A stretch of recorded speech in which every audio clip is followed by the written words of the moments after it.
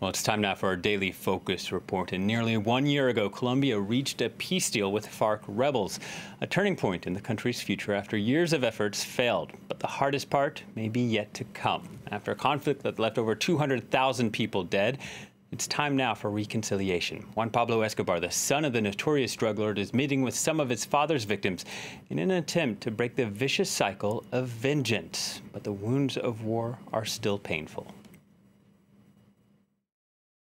Un canto a la vida, un canto a la paz. Queremos en Colombia todos vivir en paz. Un canto a la vida. This September, Cartagena was preparing for Pope Francis's visit. In the crowd, two men dressed in black have traveled a long way to see him. He is a symbol of peace and reconciliation. His words are really important for Colombia right now. Juan Pablo Escobar is the son of Pablo Escobar. Jorge Lara is the son of a former minister who was assassinated by the famous drug trafficker. Now reconciled, they came together to meet the Pope. At the entrance of the church, they don't escape notice. Yo cumplo órdenes, pero me parece curioso que los sacerdotes no son. La respuesta está arriba. The Argentinian Pope came to Colombia to talk about reconciliation. The timing is perfect. The war that tore the country apart for more than 50 years is officially over. We couldn't take it anymore. It's as if heaven sent us a sign to guide us and say, enough is enough. The crowd waiting in front of the church will only get a brief glimpse of the Pope.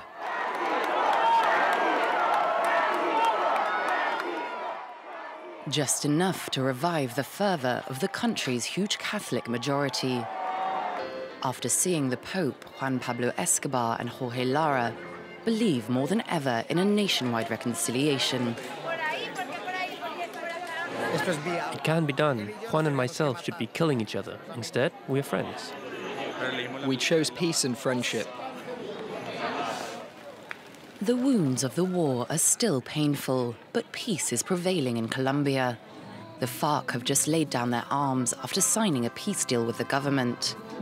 In a Bogotá cemetery, former guerrilla fighters commemorate the death of Mono Jojoy, their former military chief, killed by an aerial bombing in 2010.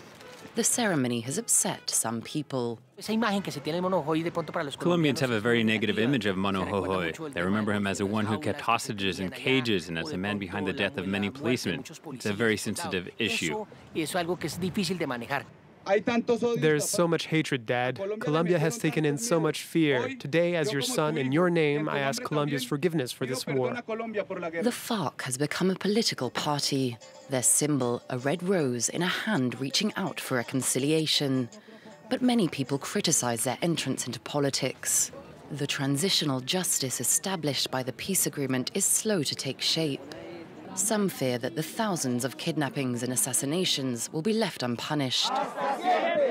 Those who keep fueling hatred in the Colombian society have not understood that the conflict is over. The reconciliation and peace agreement imply precisely that there is more than just one vision of our national history. All the parties in the conflict must be allowed to tell their side of the story. Both the victims and former guerrillas need to be able to remember and reflect. In the center of Bogotá, a memorial opened its doors in 2010. We wanted a place where one could reflect, where awareness could be raised by telling the horror of the war. The museum was built over a former cemetery, a fitting setting to remember the 220,000 people who died during the conflict. Based on individual stories, it's a collective memory of a war that spanned generations. This, for example, represents a river with dead children. It's a village where people lived in peace until armed men came and killed the inhabitants. They tell the story by sewing these fabrics. We call that stitching memory. This cycle of armed conflicts, insurgency and counterinsurgency is coming to an end. Reconciliation requires justice, compensation, acceptance by the victims, and a guarantee of non-repetition. It won't be easy. The process could well take up to 10 years. Post-conflict, the challenge is to shed light on the past to help the country move on. Pablo Escobar was killed in 1993, but his myth lingers on. For 10 years, Juan Pablo has been meeting with victims of his father, asking for forgiveness. Just like Jorge Lara, all of them have accepted his apologies. Most of the people who criticize this type of initiative have not experienced violence like many Colombian families have. What is sad and paradoxical is that it is those who have suffered the most from this violence that are the most willing to forgive. In this sensitive neighborhood of Cartagena, a priest invited both men to meet with a group of students. You will be the first ones to hear this story of reconciliation.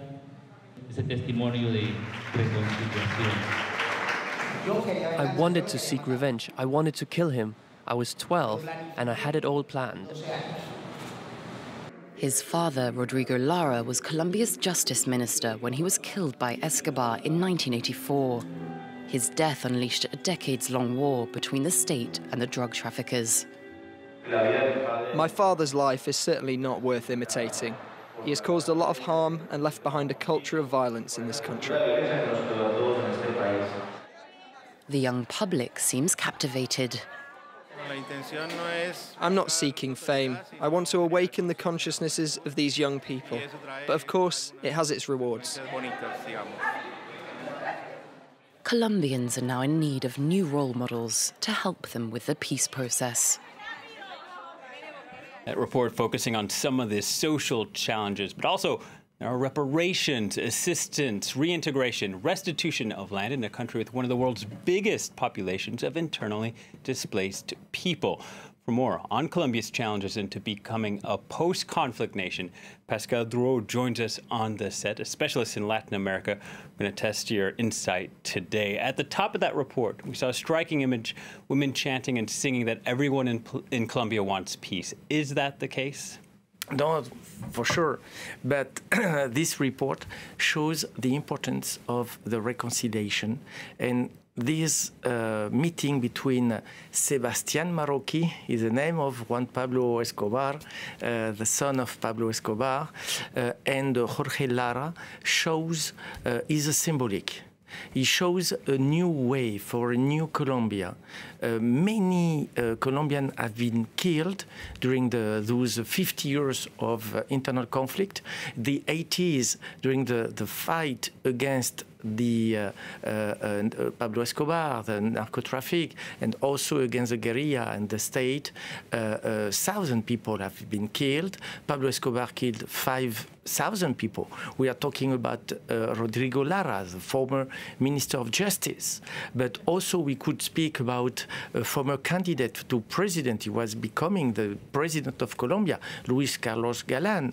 We could speak about 100 of journalists, policemen, people of justice, judged as Mariela Espinosa, who have been killed. So when we show this report, we can imagine how the effort and how clever are today the Colombians thinking in the future and saying, well, those past years are from our past, but we have to think on the future. And the future is to the reconciliation. But how difficult is that? You mentioned half a century of conflict. For some, several generations, some people haven't known peace.